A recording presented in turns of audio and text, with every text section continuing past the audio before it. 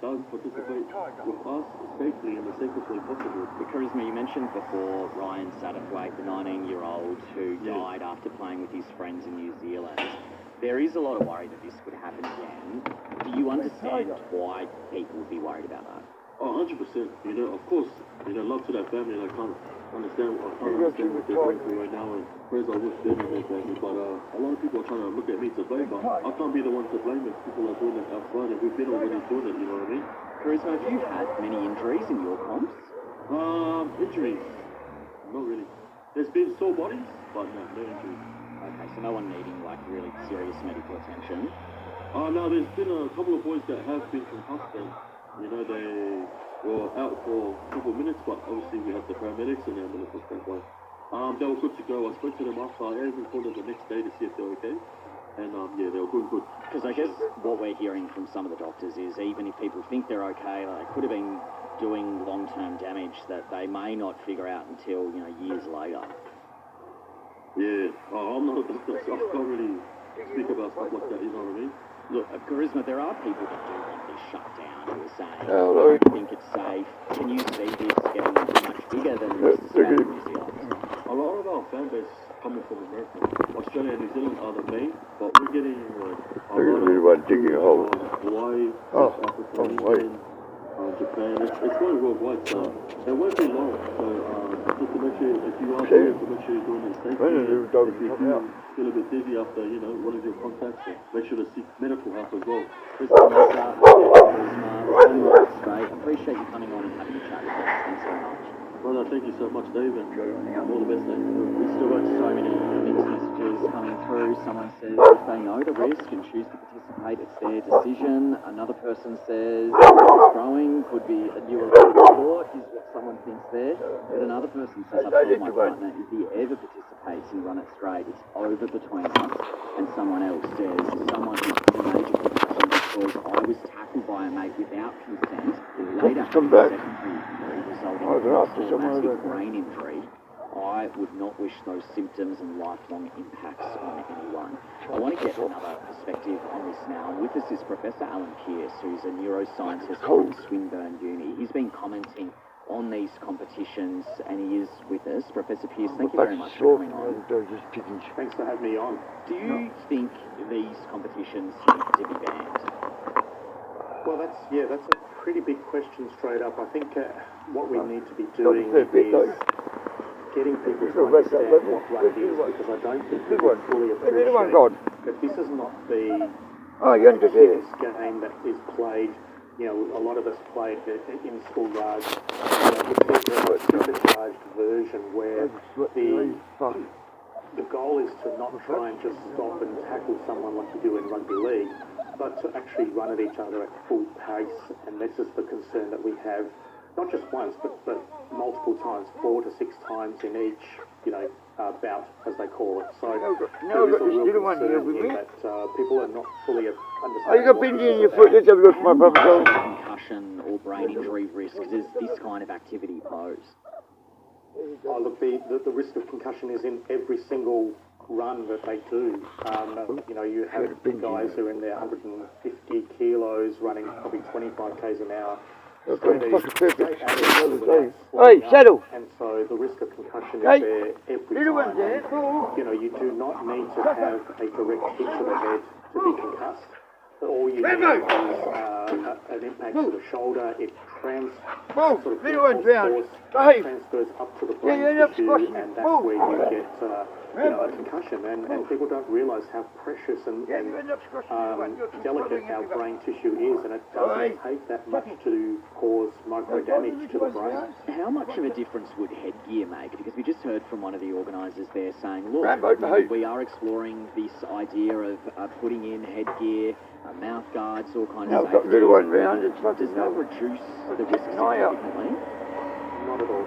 Not at all. It actually has no impact on concussion risk at all. What helmets do is they protect the skull bone from fracturing, but you know, what they don't do is stop the brain tissue from moving inside the skull. So one of the big myths around concussion is that helmets are the the things that will stop it. And we've got 30 years more of research that shows that concussion risk is not reduced with helmets. And if you are feeling okay, like just say you have had like a collision, you've knocked your head, you feel okay, you've not been concussed, does that mean you have escaped any damage, or is there still a chance that maybe you've done a small amount of damage that could build as the years go on? How does it work?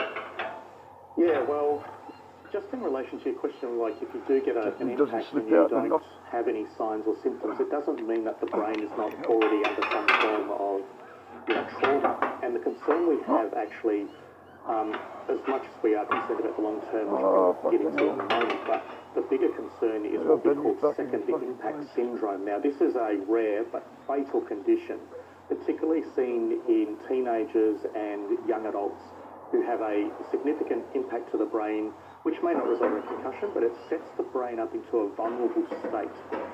You have a second impact following that, and it could be, straight after, it could be 10 minutes, 15, 30 minutes after. What happens is the brain starts to swell, and death can happen within minutes because there is nothing anyone can do to stop that process from happening, and it is quite traumatic. I know a lot of people whose children have died on the football field, and I'm scared that this is going to happen in the run-it. So that's what's the main concern. But long-term, absolutely, cognitive impairments. We have movement disorders, risk of chronic traumatic encephalopathy. There's a range of things that we are seeing with exposure risk to this sort of repeated head injury.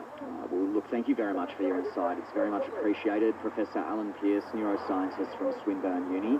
Thanks for coming on. My pleasure. Thanks for having me on. And so many more messages. Someone says you've got to do it safe. I do roller derby and we have to wear all the gear and have a first aid qualified person or we can't play. I heard from Professor Pearce there. He kind of said that it's not really a safe way of doing this. Someone else says young blokes have been doing this in Australia for years. I think the competitions are safer than slow doing work it on the process. mates. David from Sydney says, what's next? Running into a brick wall. And then another person says, it's like rugby league, isn't it? There's always a risk of head injuries and injury more generally. We cannot, in good conscience, support this Premier. On Triple J. All right, let's move on now, because I've got a question. Is Tasmania's Premier about to be booted? Have you seen this in the news headlines? It's been a bad day for Tassie's Liberal leader, Jeremy Rockcliffe, and it could be an even worse night. He's facing a no-confidence motion. All the politicians are lining up in Tasmania to have their say in Parliament. The Premier's saying he's going to fight till his last breath. So could this lead to a snap election? Josh Duggan is an ABC reporter covering it, and he's with us now from Hobart. Josh, you've got a big night ahead. Thanks for coming on for a chat. What has happened today? So we spent the last 8 hours watching on in Tasmania's Parliament as a no-confidence motion moved by the Labor opposition and the Liberal Premier Jeremy Rockcliffe has been debated. It was tabled yesterday and the Labor leader, Dean Winter, said he'd move it, and the crossbench said they'd support it. And overnight and this morning we found out there was enough support on the crossbench, meaning it's been debated for most of the day. The Liberals here in Tassie are in minority, which means that the Labor opposition of 10 members, the 5 Greens, and then 3 crossbenchers is enough for that motion to probably pass at the end of this debate. So, Josh, what led to this? Like, is it any one issue, or is it a combination of things? What a roll of joint. Well, the motion itself Don't go really aggravating me. Yeah, we had a target Says last everyone week to being- show by the end of this year, or the end of this financial year, Tassie will have $5.3 billion worth of debt, and it's going to double by 2029. It's also in Tasmania that there's been some problems with delivering big infrastructure projects. People may have seen Tasmania's tried to replace its True Spirit of Tasmania vessels, which run ferry services between Geelong and Devonport. Tasmania successfully bought some boats, but we forgot to build the port infrastructure, which means they're not going to be able to be used for a couple of years. The third instance is the Macquarie Point Stadium, which is part of Tasmania's AFL deal. In order to get a team, Tasmania's been told to build a 23,000-seat stadium on Hobart's waterfront. While Labor aren't opposed to that, most of the crossbench is, and that's the big reason those crossbenchers are supporting this no-confidence motion. Okay, so it sounds like, you know, there is a possibility here of some kind of snap election. When are we going to know more? Well, we'll know when the vote happens. The Premier at the moment has stood firm and he hasn't stepped down yet, but he said, if this vote's successful, I'll go and see if the Governor will dissolve the Parliament and we'll have an election. The Governor might say to the Premier, no, Tasmania's had an election a year ago, we don't think we should have another one yet, and instead see if someone else in the Liberal Party can try and cobble together a government, or if potentially the Labor Party can do that. But both of those seem unlikely. They're pretty progressive crossbench, and most of the members of the Liberal Party being more conservative than Jeremy Rockcliffe, while Labor's only got 10 members, and they'd need to find 8 supporters to be able to govern, which is pretty unlikely. So it could well be that Tasmanians go to the polls for the 4th time in 7 years. Interesting times in Tasmania. ABC News reporter Josh Duggan, appreciate you coming on and explaining it. Thanks for having me. The really big question out of this decision is, what does this do to blow out our emissions and our targets? On Triple J. Can Australia actually meet its emission reduction targets? Because we've committed to getting to net zero by 2050, but is it going to happen? It's a question that's been asked after the federal government last week ticked off on a massive gas extension project in WA. You might remember we were speaking about it. Political reporter Shalila Medora has been looking into this.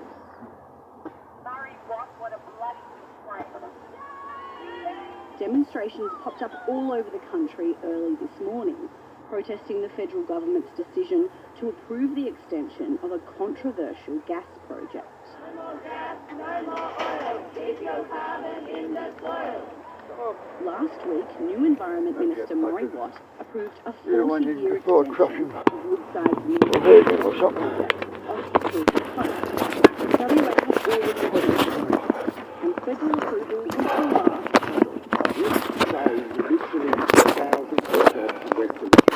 First asked for approval to extend 6 years ago, with Labor pushing back the Commonwealth. Come, little one. Oh, you do. At least I found that little spade red that's gone. I thought the dog fucking take it. What are you digging up? At least you're helping Dad a little bit. That's not much help, but actually, no, I'll leave that there. Yeah. No, don't touch it. So everyone's day being. Oh, my back is killing me. I can't believe I'm fucking doing this shit. I've just been depressed. I thought that was Rambo. Yeah, Rambo is a fucking pain in my asshole.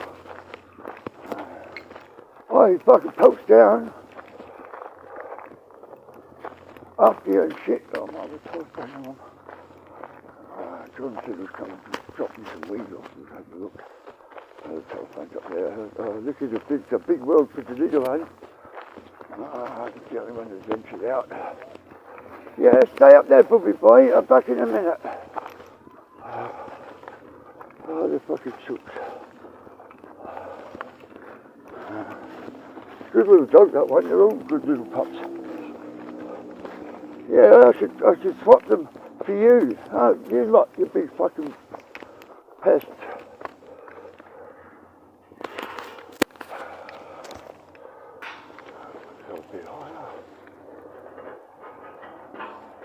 Yeah, I should trade you for the little one. Didn't I, little one? Little one listens. Probably a snake hole. That's what they're probably digging up. Oh, where's that little spanner? Little shit. I wonder what the cops are. Snake holes everywhere. See, not many people know that snakes can make holes, but I better do the fence so they don't dig under.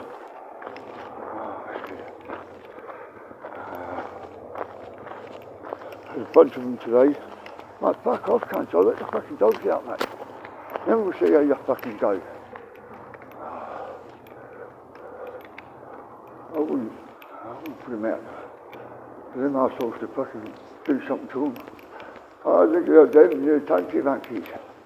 They're chunky monkeys. Hello, chunky monkeys. Here's your bobby boy, girl. Hurry up, move that away. Got no fucking power. This fucking shit. Oh, I need a fucking light. Hang on. Ah. I'm not doing this. Anything better. Oh, enough. That's all we're doing.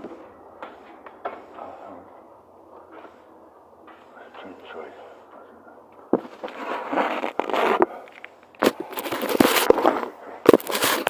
Ah, yeah, bastard. I don't know why it does that, does it occasionally?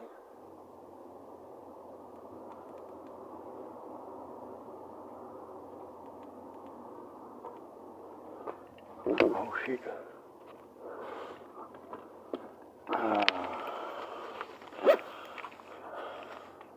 The only problem with John, he leaves it fucking way too late.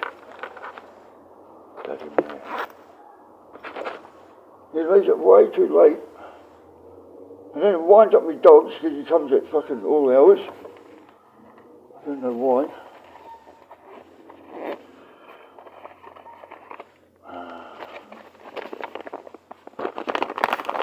Okay, we go through. Through. That'll probably. 6 o'clock already. Fuck me dead. I haven't done anything. Wasted the whole fucking day.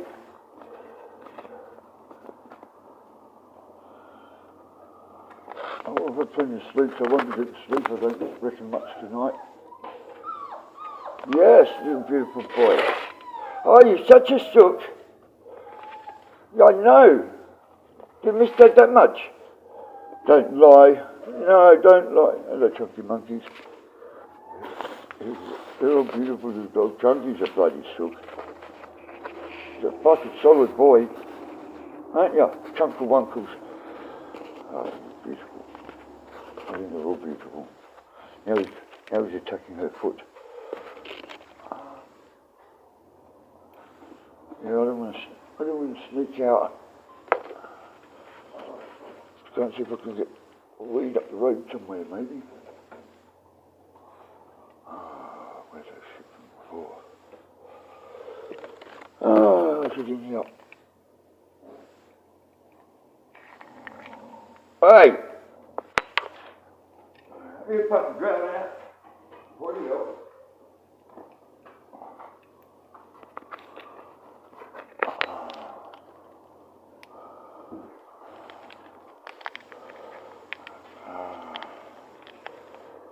That's a big job. Yeah, I fucking knows. I've done. You've seen the section I've done already as well, haven't you? And there's still the side. That gotta look weird. Yeah, there's still the side to go. The side in the front where I want to put the dogs, it's what's it called? Real estate comes. At least they're not locked in the room.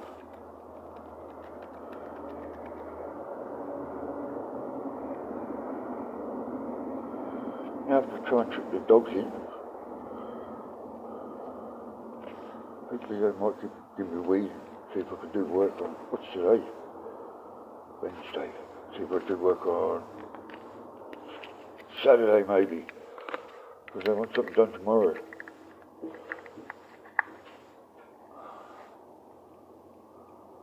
Because it helps kicking the medication. Otherwise, fuck the weed. Fuck the weed. I'm getting over cravings of cigarettes, so that's a good thing. A good thing.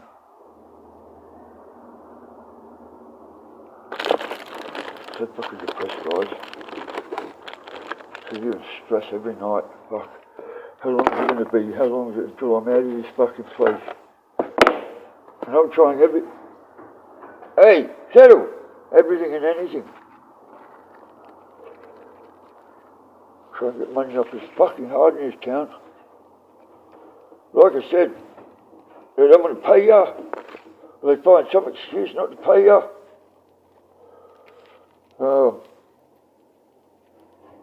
I can't work for a company They do health checks around here. I'd phone straight away. I'd phone every job place. Like to go for a job. I was wondering, you guys might know what this is. What's this? Turns on and makes these fucking noises. It's like a cyber dog or something, but I don't know if it's a remote or talk. All it does is this. Better not do that too much. Well, I've tried tapping into it, I've tried fucking talking into it, I don't know if it needs a remote.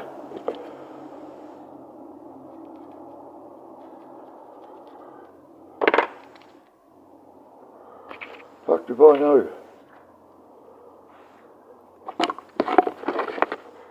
Better go shut the door. John probably won't turn up. He's got... They should let me pay it off. I'll do some work for it tomorrow. They're pretty good like that. Fucking really good. These people.